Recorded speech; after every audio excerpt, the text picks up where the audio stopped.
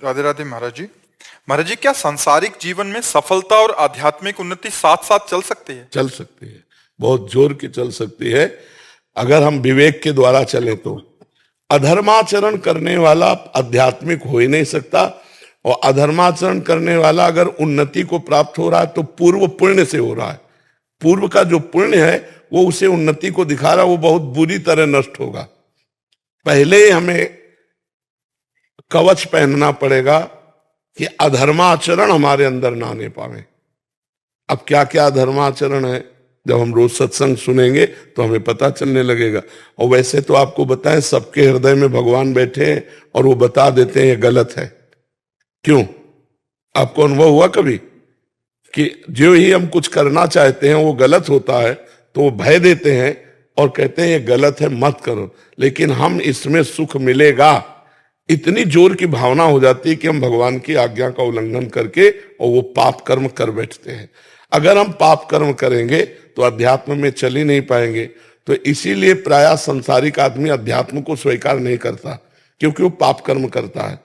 पापवंत कर सहज स्वभाव, भजन मोर ते भाव न काऊ, जो पे दुष्ट हृदय सोई होई, मोरे सन्मुख आव की सोई। वो पापाचरण के कारण अध्यात्म को स्वीकार नहीं करता। यदि पापाचरण त्याग कर दे तो अध्यात्म और सांसारिक उन्नति साथ साथ चलती जाएगी। चक्रवर्ती सम्राट महाराज अम्बरीश जी थे और महान भागवत भी थे। जनक जी परम ज्ञानी हैं और राजा भी हैं, तो साथ साथ दोनों बातें चल सकती हैं यदि गंदे आचरणों का त्याग कर दिया जाए तो। पर है कठिन, क्योंकि गंदा आचरण हम छोड़ नहीं पाते। गंदा आचरण होता कब है? जब हम मन के अनुसार चलते हैं। और गंदा आचरण छूटता कब है? जब हम शास्त्र के अनुसार चलते हैं। तस्मात् शास्त्रम प्रमाणन्ते कार्याकार्यो व्यवस्थितो। कार्य और अकार्य की व्यवस्था शास्त्रों में की गई। तो सब शास्त्रों का ज्ञान ना हो तो संतों का संग करो, तो वो सार बातें आपको सत्संग में सुनाते रहेंगे तो आपका ज्ञान प्रकाशित होता रहेगा। अगर हम शास्त्रीय ज्ञान के अनुसार अपने कर्म का अनुष्ठान करें, अब जैसे आप कोई पदाधिकारी हैं, आपको पता है घूस लेना कानूनी अपराध है और भागवतिक भी अपराध है, लेकिन कौन मानता है? आप विचार करो। आपको पता है कि निर्दोष को बख्शना और दोषी को दंड देना यही हमारा कर्तव्य है, लेकिन कहां कर्तव्य का पालन करता है? क्या वो नहीं जानता है पाप कर्म है? अब वो कहे कि हमारे आध्यात्मिक भी उन्नति कर ले और लौकिक भी उन्नति कर ले, तो लौकिक आ गया, लेकिन ये जब फूटेगा इसका जहर तो पूरा वंश को बर्बाद कर देगा। तो पहले तो धर्माचरण पे चलना सीखा जाए तो हम आध्यात्मिक उन्नति को प्राप्त कर लेंगे। पहले हम अपना चरित्र पवित्र करें, हमारे आचरण पवित्र हो, हमारा जीवन पवित्र हो, हम जिस कर्तव्य में हैं उनको धर्म पूर्वक करें। सबका कोई ना कोई कार्य है, ऐसा कोई संसार में नहीं जिसका कोई कार्य ना हो।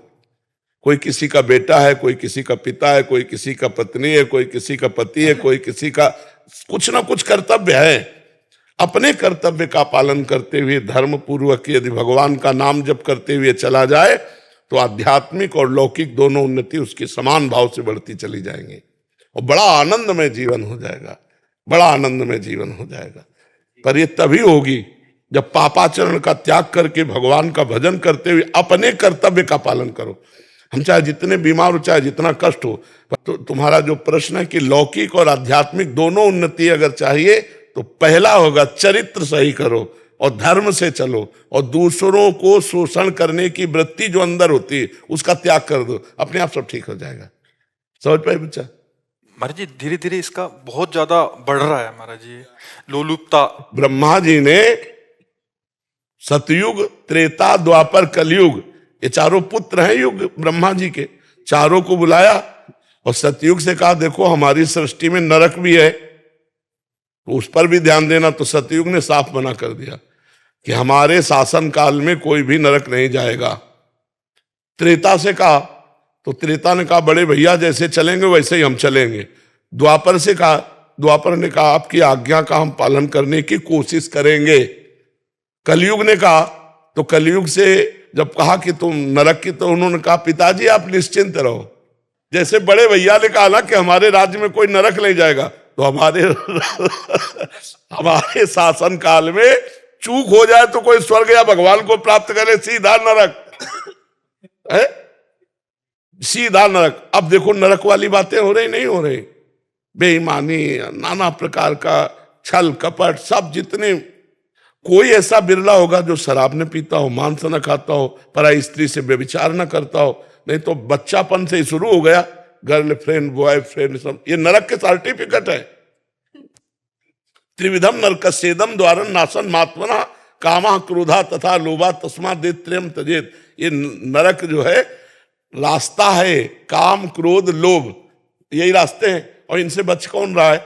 जो भगवान का भजन ईमानदारी से सत्यता से कर रहा है, ड्रामे वाला भी नहीं, ईमानदारी से जो चल कर। तो इसीलिए कलयुग का प्रभाव है, मुश्किल से कोई स्वर्ग या ब्रह्म पद जाए, लेकिन तो सीधे नरक का सर्टिफिकेट है। आप तो कलयुग को टक्कर दे रहे हैं फिर सब। हम भगवान के बल से, हमारी सामर्थ्य नहीं है, ये भगवान के नाम के बल से, भगवान की महिमा के बल से कुछ घसीट रहे हम भी, कि हमारी झोली में आवे तो ठाकुर जी तक भेजे, न नरक न स्वर्ग, सीधे भगवान, सीधे निकुंज, सीधे राधा रानी के चरणों में। सही पूछो तो भगवान किसको चाहिए? ये कोई बिरला चाहता है कि शरीर छूटे, इससे पहले मैं भगवान को प्राप्त हो जाऊं। इस आवागमन से मैं ऊब गया हूं, संसार के झूठे नकली प्यार से ऊब गया हूं। हे प्रभु, मैं आपको प्यार करना चाहता हूं, आपको पाना चाहता हूं। ये कोई बिरला हृदय में होगा जो परम पवित्र होगा।